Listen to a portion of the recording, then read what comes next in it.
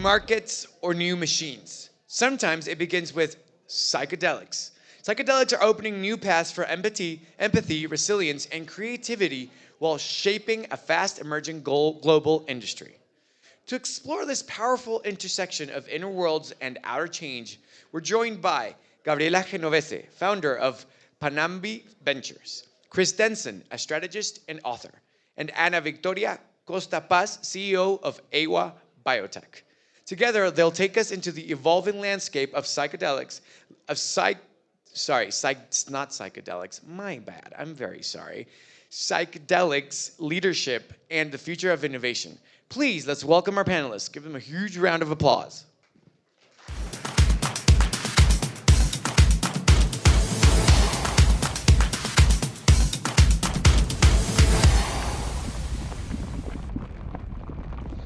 Hola.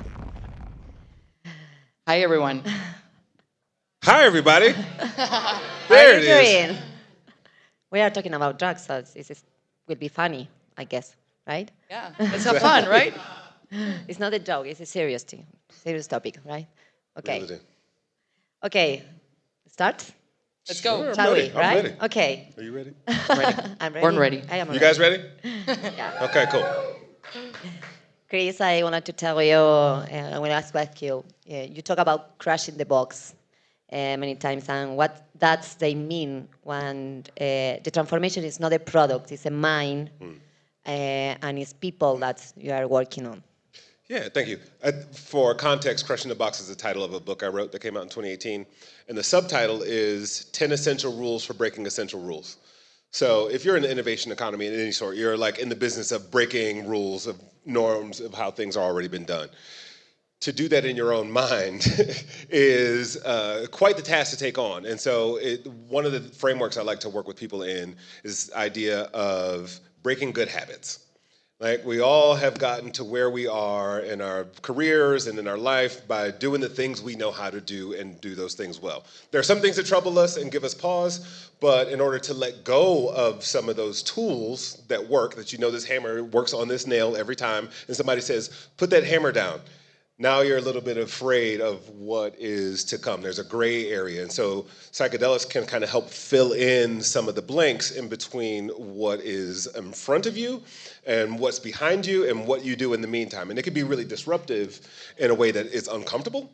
It can be disruptive in a way that is enlightening and beautiful. And those things intermixed can be, a pretty wild ride. So having an ecosystem and voices to kind of help you work through it is imperative. Miki, you are an entrepreneur and you have a company building psychedelics in Latin America. Latin America has a biodiversity and ancestral practice and scientific talent, right? How do you see the opportunity for this region to play a leading role in this new industry? So, first of all, I think that in Latin America, we don't like to play the rules by the book, right? So, being able to disrupt in industries that are not obvious, like the pharmaceutical industry, for us is really important. We are people that we like to connect. We love to make these kind of events. So being able to connect all of that matter and create a new product for us is really, really important. So, for example, what we are doing now is biological synthesis for creating different psychedelic compounds. So nowadays you get, a mushroom, there you go, 3 grams of mushroom. You will never know how much of psilocybin that mushroom has. And in order to be prescribed by a psychiatrist, you really need to know the amount of each molecule, all of the components. And normally, the experience of a patient that is suffering from depression is going to a psychiatrist. Not everyone has an access to go to a ceremony or people around them that will tell them, hey, why don't you go to a ceremony? So being able to make these drugs measurable, accessible, and scalable for us is really important to get into the market. So I think that in Latin America we have a lot of space to do that because we have amazing scientific talent and people that like to do things in a different way, and they're proud of that. And what about the market? Is the size of the market is important to build an industry in the world? What do you think about that? Yeah, I mean, definitely. We're 1 out of 4 people suffer or will suffer from a diagnosed mental illness condition. So the market, I think, it's huge. And what we really want to do is to remove regular antidepressants from the conversation. For a lot of people, regular antidepressants are not working. They take away the pain, but they also take away the joy. And that's not healing in a profound way. So psychedelics bring you like the possibility of rewiring your brain and to really believing in the solution, right? Risk, there are many of types of uses of psychedelics, um, not only the mental health disease. No, do you work with people, leaders of organizations, and working in other cases? It's not only the mental health disease. I mean, it is when you rewire your brain and your spirit, like a whole bunch of things change. And so really understanding, like I've taken a ton of trauma recovery training, but when working specifically with entrepreneurs, there's a lot of emotionality that happens with the experience of making something, the constant rejection, the not having enough resources. And what psychedelics allow you to do is go a little bit deeper within self to understand when you are dysregulated in some way, what happens to your mind and body, where that comes from. Did it come from a childhood space? Did it come from some false belief that you may have had about possibility?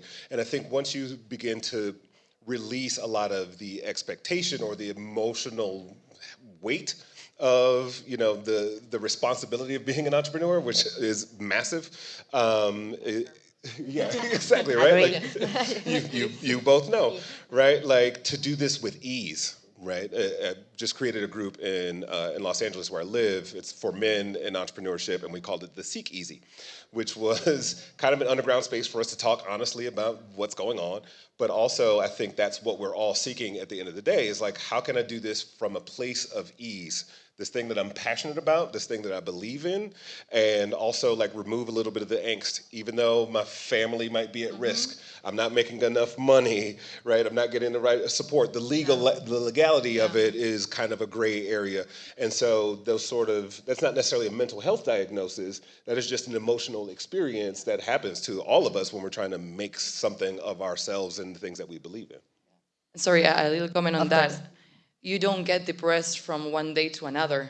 So what you're saying is really important, like doing things with ease and being conscious about the processes and being able to talk to people about what you're experiencing is super important as well. And then one last thing that happens with ease also, you start to see other avenues. Like once you clear a lot of the emotional debris, you start to see like, oh, the rigidity I had about how this project or process is going to move forward, actually there's 1,000 other ways I could do this. And it's instead of being bullish about one specific mission, it allows you to like have that sense of ease and find other solutions and be inventive along the way. It's not magic, right? They call them magic mushrooms, so Yeah. yeah. So, Maybe, but it's not a magic. little bit of magic. A little bit magic. Psychedelics still carry a lot of stigma yet, right? How can leaders or innovators, entrepreneurs, how to manage this perception and for build trust in this? For me, this is simple with data. The only way we can reduce stigma is with data. And how we get data, doing clinical trials, being able to measure how much psilocybin we're taking, being able to replicate those results. That is the reason why we're doing a biological synthesis to get to our product. Someone has to do it to reduce stigma, to convince governments, to convince more clinics, more people to get into research. I also think that mental health is the point of the iceberg. There are a lot of indications where psychedelics can help.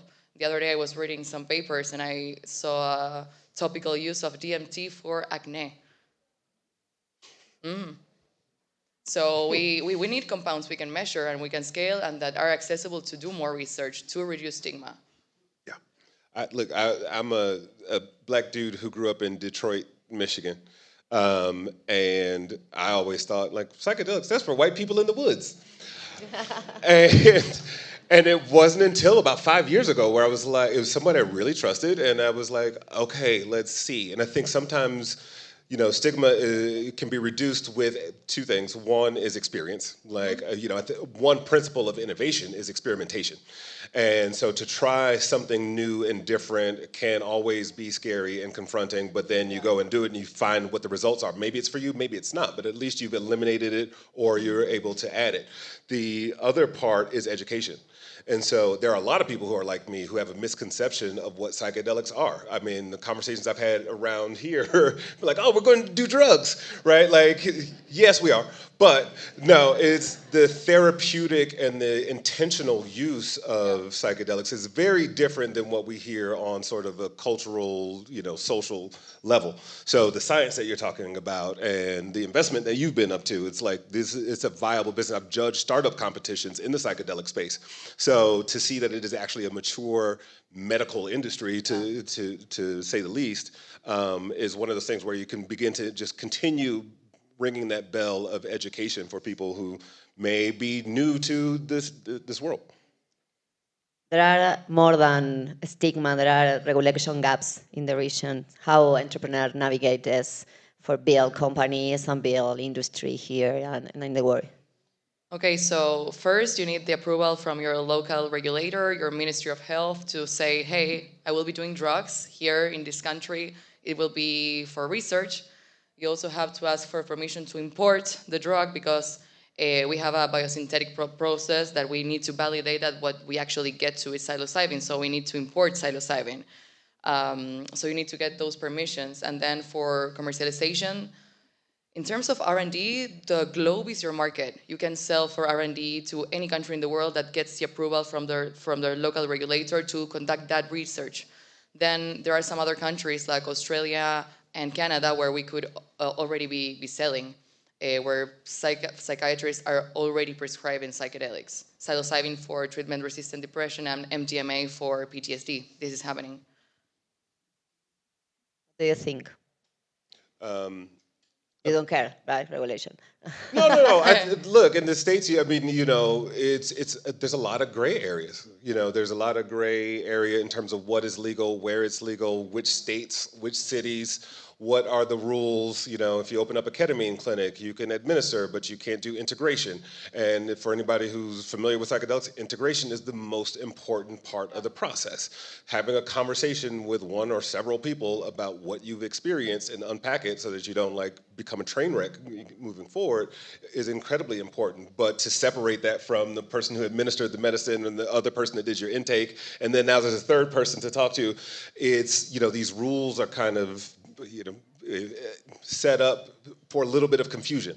And so, having mindful practitioners who know how to navigate those spaces and seeking wise legal counsel, understanding what protocol might be if you're in a session with somebody and it's an at-home kind of thing and you're not in a regulated clinic, then what does that look like? So to understand where a lot of the policy changes are, and there are a lot of people, at least in the States, who are trying to change policy all across the country and deschedule certain substances, and there's a lot that's going on. Chris, do you work with leaders and organizations, and how psychedelics can disrupt the business models and the leadership's frameworks? Yeah, I think it's just a matter of seeing what's possible for you as a leader and what's possible for you and your business. I mean, I have clients that I work with in non-substance space where it's just like a one-on-one individual innovation coaching, and sometimes when we introduce microdosing and or journey work into that, you see sort of a rise in, there's the intellectual knowing of, okay, I can be a better leader by communicating with my team a little bit differently about the difficulties that we're facing, and we're losing money. There's a lot of defunding of organizations that are happening, and that is a very difficult thing to try to explain to your team, as a CEO of an organization. But I think the use of microdosing, I'm thinking about one client in particular, around our fifth sort of one-on-one session, he began his microdosing regimen. And then the sort of somatic and the physiological feeling of leadership is very different than an intellectual understanding of leadership. And the action that this person was able to take, and to quote this person, he was like, I ruled our meeting like a boss. and but a kind boss, and one who has great understanding, and one who understands the mission in its entirety, and it's not about him. If I have to deliver a bunch of bad news to this people in this room, that is my, like, that's your right. I'm giving you something that I owe you, not something that makes me look bad or makes me feel, less than, or whatever other sort of emotional disruption that is part of this person's experience. So the leadership just, again, opens up a little bit more fearlessness, a little bit more kindness, a little bit more of a compassion. I talk a lot about empathy and innovation, whether it's with or without medicine, right? It's like you have to understand what your end user is experiencing in their day to day and go sit and be with them in their environment before you say, oh, here's a product that we've created for you. Right, and then you have to understand the people that you're creating with, who's on your team, what are their day-to-day lives like, and not just like, oh, you're my product manager, go product manage, And then you have to understand who you are in that process as well, and like that's the greatest part of it because that becomes the ripple effect, and other people begin to mimic it, whether they've had a medicine experience or not. Yeah, and also like being able to change. I mean, these kind of medicines are really powerful for that because some business models need to change. And today industries are built not to change. We were talking earlier on a panel that big corporations, big pharmas are like these big mammoths. They cannot run. Startups can run. Startups can change and deliver things super, super fast. So also psychedelics bring you like this chance of doing things that in a non-obvious way. Talking about pharma, Wow. there are a tension, right, between the biotech startups and the property control or property intellectual control. And what is the position of that you and Latin America? Do you think that we are provided to raw materials or we are provided the value for the regions making products? And what happened with the pharma in this scenario? Okay, it's tricky because today the business of pharma is basically going out and patenting a new molecule and then sell that for millions and doing a lot of money. And here you just cannot patent psilocybin because it's like wanting to patent water. So some pharmas out there are like deuterating molecules or they just tweak a part of the molecule in order to patent it and then they go for clinical research. And what I'm seeing in my experience is that regulations are moving faster in some countries than the classical FDA way. And also where there's a patent and a lot of money and a lot of investments, there's also a medicine that will be more expensive. And the whole point of this is doing it accessible and not tweaking a molecule just to tweak a molecule because the business model says to. So what we're trying to do different there is doing like the pharma would call it a generic, which is doing simple psilocybin inside a pill, what today is being commercialized in Canada and in Australia under prescription of a psychiatrist, rather than spending millions on doing this.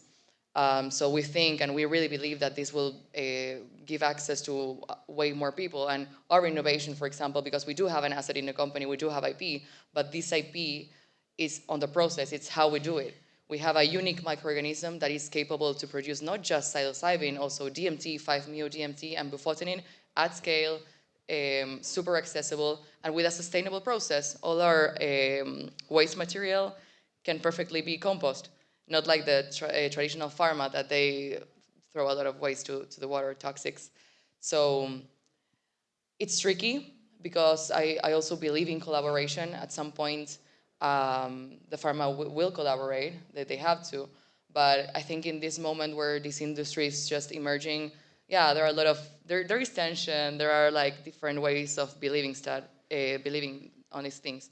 And on the last note, the traditional pharma clinical trial with psychedelics is, and with medicine in general, it's like you take your medicine to your home and you do yourself with the drug, like minimal intervention. And as Chris was saying, preparation for psychedelics is really important, and integration too. You need to do this. You need to do this job with someone that can help you, with a professional that can guide you. So you cannot just give a pill to someone and okay, take it home and let's see what happens. So yeah, we really need to change the way that we have been doing medicine and for mental health. Yeah, and I wanted to just add to that. I think, not every innovation is a good innovation, right?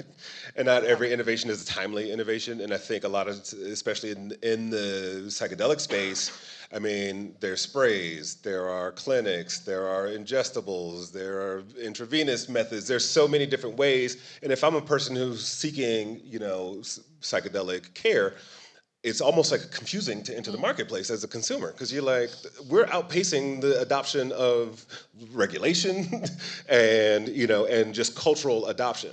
And so to like handle it with care, like you guys have been doing, I admire you for that because it's like it's a slower process than like building an AI platform, right? We can all walk out here tomorrow and build an AI tool and like become thousandaires. I mean, not million, but we'll get close. But to do this requires so much care. I spoke at an event last year. It was the Cannabis and Psychedelics Investment Summit, and there were a lot of folks from big pharma. And a mushroom journey, for instance, may take anywhere from 4 to 8 hours, right? And they're like, "Oh, we can do this in 15 minutes," and you're like, maybe you can, but should you?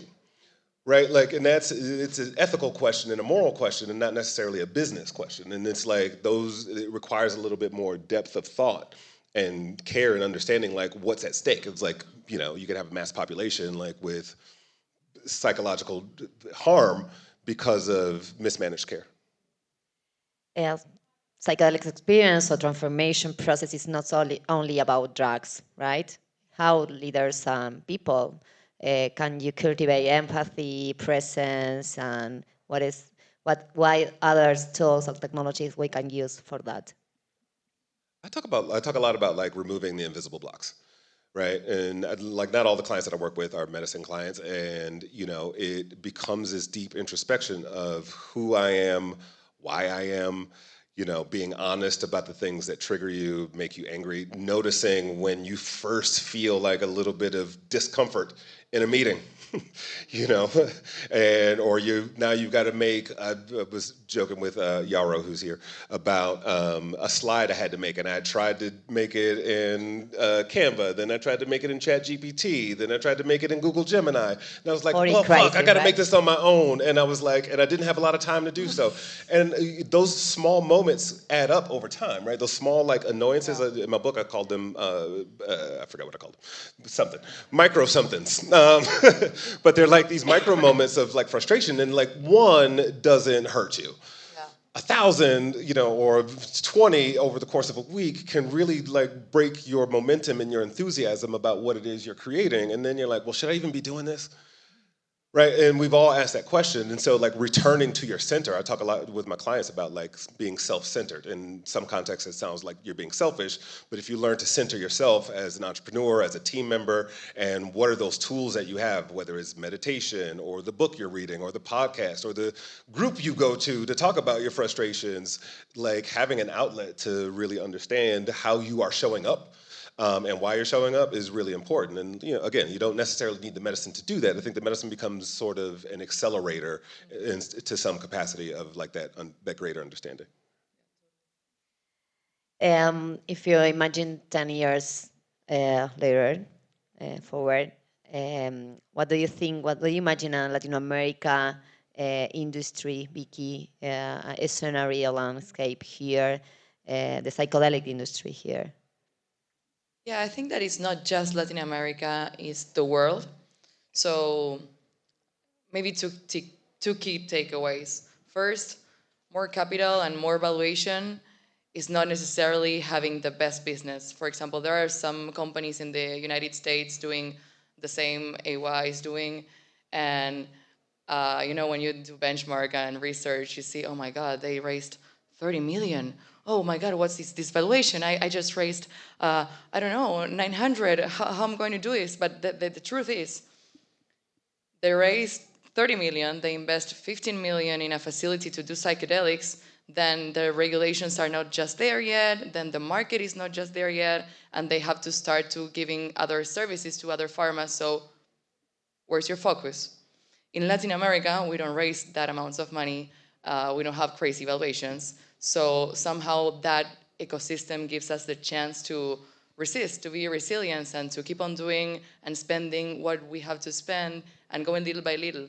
Because the whole point of venture capital backed companies is like, okay, resist, study your clients, study the ecosystem and see how you can thrive.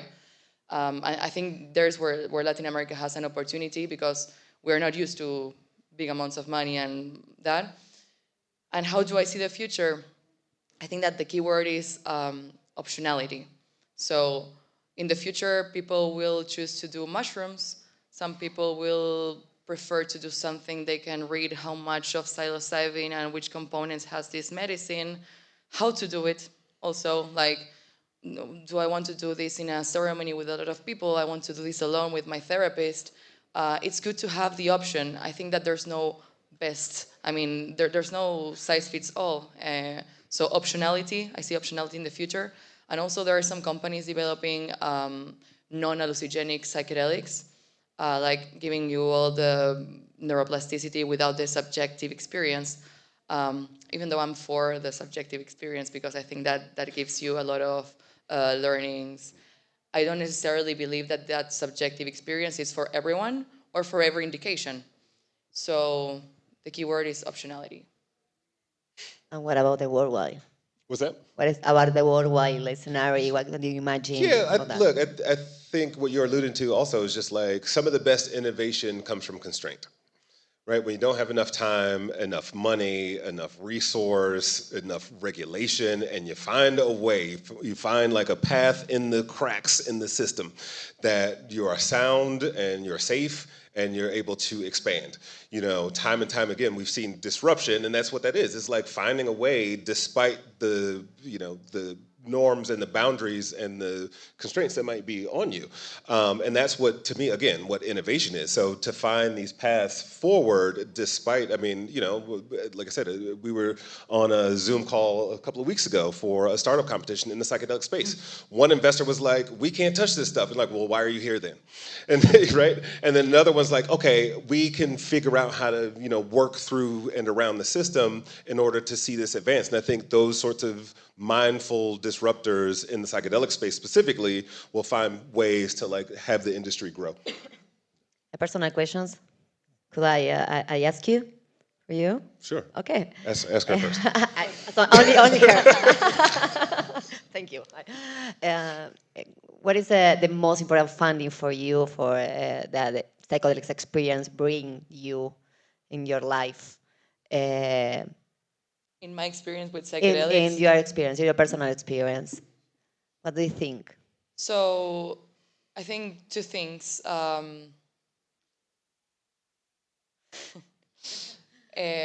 It helped. Private. I mean, in my personal experience, it helped me a lot connecting the dots, my history, my story. Why do I suffer for some things? Why my interests are here and there? It showed me really uncomfortable stuff to work on. I mean, that's the point. And then I don't know, in microdosing, for example, when you feel more empathetic and you also like listen more. Whenever I get in on a call on microdose that day, you listen more to people and you talk less, and I think that's important. Yeah. And for you? Yeah, I think for me, sorry, I didn't mean to interrupt you. I didn't. No, I'd like, there's one thing that comes, two things come to mind. One is during one journey experience I had, I went, I want to see my thoughts the way God sees my thoughts. And God will see my thoughts and be like, huh, you're fine. Right? I'm the one that's worried about what's going to happen next. Right? So to step in this space of trust that the thing that I'm building or the vision I have, I'm going to be okay whether it comes to fruition or it doesn't. Like I will be a whole human. And then second is just like we store a lot of information in our bodies. You know, when we talk about health and wellness, yes, mental health, but like, you know, disease and diagnosis and other things that happen inside the body, like those things are stored there, and to feel like a physiological purging and a release of some of those things that you don't even necessarily have a name for, but they kind of like, you trust in the information that you're receiving at the time of you're engaging with the medicine and beyond, right? Like it stays with you. It's not just a one and done kind of thing. It's an ongoing relationship with yourself and like the grander, you know, coexistence that we're all part of. Many, many thank you for sharing this moment with us. Thank you, both of you. Thank you for being here. Thank you, everybody.